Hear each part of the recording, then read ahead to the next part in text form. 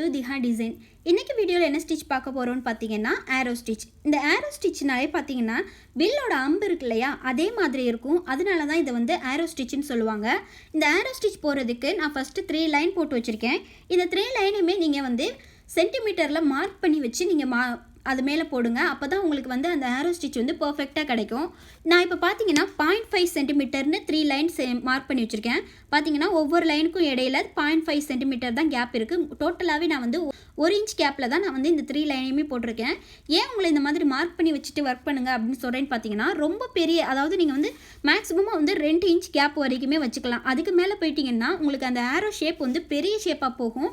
அப்படி போகும்போது நீங்கள் வந்து கிளாத்தை வந்து ஃப்ரேமை விட்டு கலட்டும் போது அந்த இடையில கொண்டு போயிருப்பீங்க இல்லையா கிராஸாக ஒரு செயின், அந்த செயின் வந்து லூஸ் ஆகிடும்.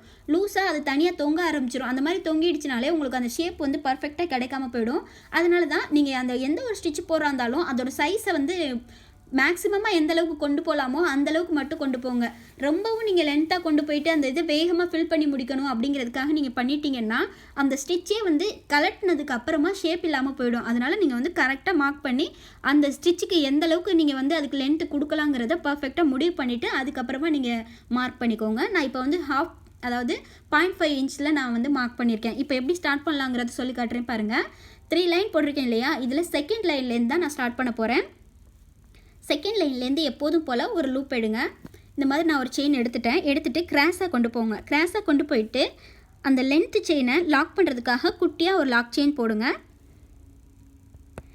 லாக் செயின் போட்டுட்டு திரும்ப கிராஸாக 3rd லைனுக்கு கொண்டு வாங்க. 3rd லைனில் வந்துட்டு அந்த செயின், அதாவது அந்த கிராஸாக கொண்டு வந்த செயின் லாக் பண்ணுறதுக்காக குட்டியாக ஒரு லாக் செயின், திரும்ப நம்ம ஸ்டார்ட் பண்ணோம் இல்லையா அந்த இடத்துல கொண்டு போய் ஒரு செயின், அந்த செயினை முடிச்சுட்டு அந்த செயினை லாக் பண்ணுறதுக்காக குட்டி செயின் போட்டுக்கோங்க.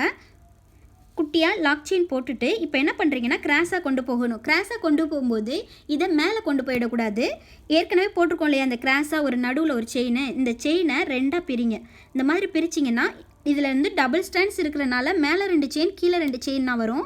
இதை அப்படியே பிரிச்சுட்டு இந்த இடத்துல, அதாவது இந்த செயினை இழுக்கிறீங்க கொஞ்சம் லைட்டாக, இந்த மாதிரி 2ஆக பிரிச்சுட்டு பிரிக்கும்போது பார்த்து பிரிங்க. ஏன்னா உங்களோட நீடிலோட அந்த இது வந்து மாட்டிக்கும். அதில் இந்த மாதிரி 2ஆக பிரிங்க.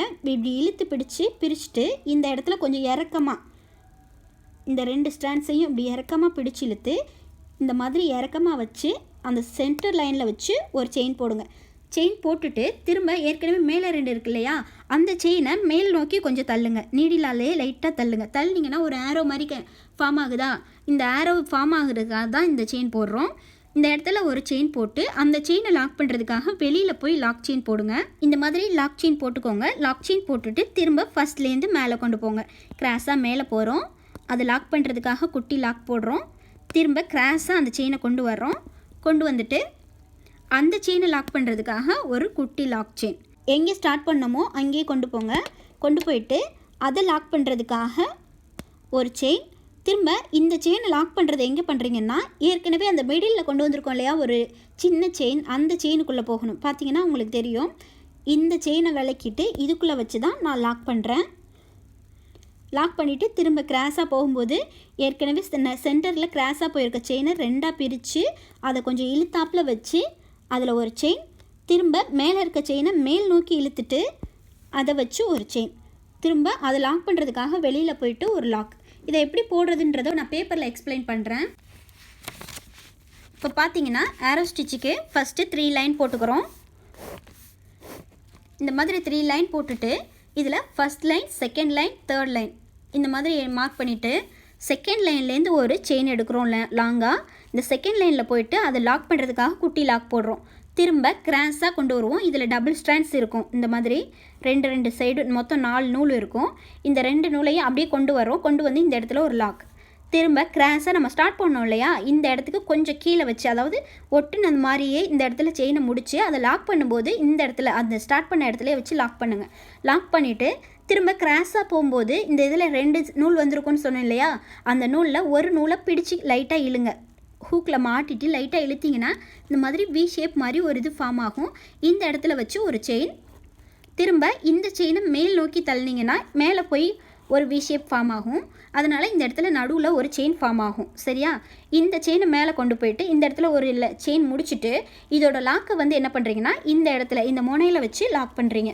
லாக் பண்ணிவிட்டு திரும்ப கிராஸாக எப்போதும் போல் மேலே கொண்டு போகிறோம். அது லாக் பண்ணுறதுக்காக லாக் செயின், திரும்ப கிராஸாக கொண்டு வரோம். அந்த செயின் இந்த இடத்துல 4 லைன் இருக்கும். இந்த லைனை லாக் பண்ணுறதுக்காக இந்த இடத்துல ஒரு லாக் செயின், திரும்ப கிராஸாக கொண்டு வரோம். கிராஸாக கொண்டு வந்துட்டு நம்ம இந்த இடத்துல வச்சு செயினை முடிப்போம். ஆனால் லாக் பண்ணுறது எதில் பண்ணுறீங்கன்னா இந்த மாதிரி கொண்டு வந்துட்டு லாக் பண்ணுறது வந்து இந்த இருக்கு இல்லையா, இந்த சென்டர் செயினில் தான் லாக் பண்ணணும். நான் உங்களுக்கு டாட் வச்சுருக்கனால லென்த்தாக தெரியுது, ஆனால் கிளாத்தில் போடும்போது இது வந்து கிட்ட தான் இருக்கும். இந்த செயினை வந்து இதுக்குள்ளே வச்சு லாக் பண்ணணும். அதாவது இந்த கேப்புக்குள்ளே வருது பார்த்தீங்களா, இந்த கேப்புக்குள்ளே வச்சு தான் நீங்கள் லாக் பண்ணணும். திரும்ப இந்த செயினை எடுக்கும்போது இது வி ஷேப்பில் மேலே ஃபார்ம் ஆகும். திரும்ப சென்டரில் ஒரு லைன் போகும்போது கீழே மேலே ஒரு வி ஷேப் ஃபார்ம் ஆகும். இந்த 2 செயினுக்கு நடுவில் உள்ள செயினில் தான் நம்ம ஆல்ரெடி போட்டு வர்றோம் இல்லையா, இப்படி போட்டு வரும்போது இதோட லாக்கை வந்து இந்த சென்டர் செயினுக்குள்ளே தான் போடணும். இந்த மாதிரி தான் போட்டுட்டு வருவோம். இதே மாதிரி நீங்கள் கண்டினியூ பண்ணுங்கள். திரும்ப கிளாத்தில் எப்படி கண்டினியூ பண்ணுறேன்றதையும் பாருங்கள். இப்போ பார்த்தீங்கன்னா திரும்ப மேலே கொண்டு போகிறேன். அதை லாக் பண்ணுறதுக்காக குட்டி ஒரு லாக் செயின். நான் ஸ்லோவாக தான் சொல்லித்தரேன், நல்லா பொறுமையாக பாருங்கள். பார்த்தீங்கனாலே உங்களுக்கு இந்த ஸ்டிச் புரியும். ரொம்பவே ஈஸியான ஸ்டிச் தான் இது. ஆனால் இதை வந்து நம்ம புட்டாஸெல்லாம் யூஸ் பண்ணோம்னா ரொம்பவே அழகாக இருக்கும். இப்போ பார்த்தீங்கன்னா நான் சொன்னேன் இல்லையா, இந்த இடத்துல கொண்டு வரோம் இந்த செயினை ஃபினிஷ் பண்ணுறதுக்கு.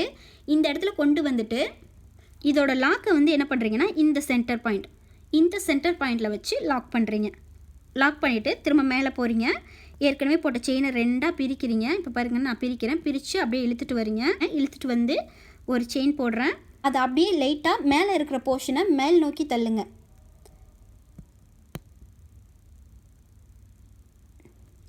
மேல் நோக்கி தள்ளிங்கன்னா அது கொஞ்சம் வி ஷேப்பில் மேலே போகும். இப்போது அதை வெளியில் வச்சு ஒரு லாக் போடுங்க. இந்த மாதிரி லாக் போடணும். திரும்ப மேலே கொண்டு போகிறீங்க.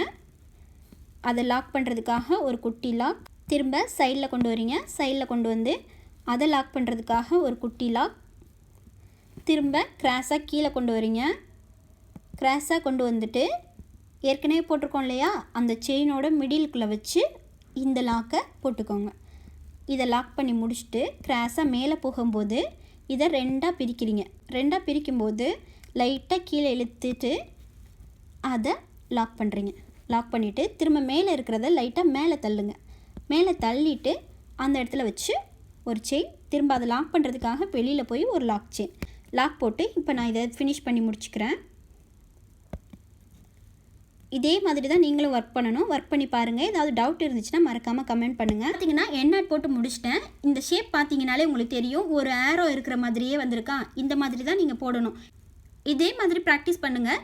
ப்ராக்டிஸ் பண்ணி பார்த்துட்டு உங்களுக்கு ஏதாவது டவுட் இருந்துச்சுன்னா மறக்காமல் கமெண்ட் பண்ணுங்கள். நம்மளோட வாட்ஸ்அப் குரூப்பில் ஜாயின் பண்ணணும்னு நினச்சிங்கன்னா மேலே ஸ்க்ரீனில் தெரிகிற வாட்ஸ்அப் நம்பருக்கு கான்டாக்ட் பண்ணுங்கள். நெக்ஸ்ட் வீடியோவில் பார்த்தீங்கன்னா இதை எப்படி டபுள் கலர் யூஸ் பண்ணி போடலாங்கிறதையும் இதில் எப்படி பீட்ஸ்லாம் ஆட் பண்ணலாங்கிறதையும் நான் சொல்லித்தரேன்.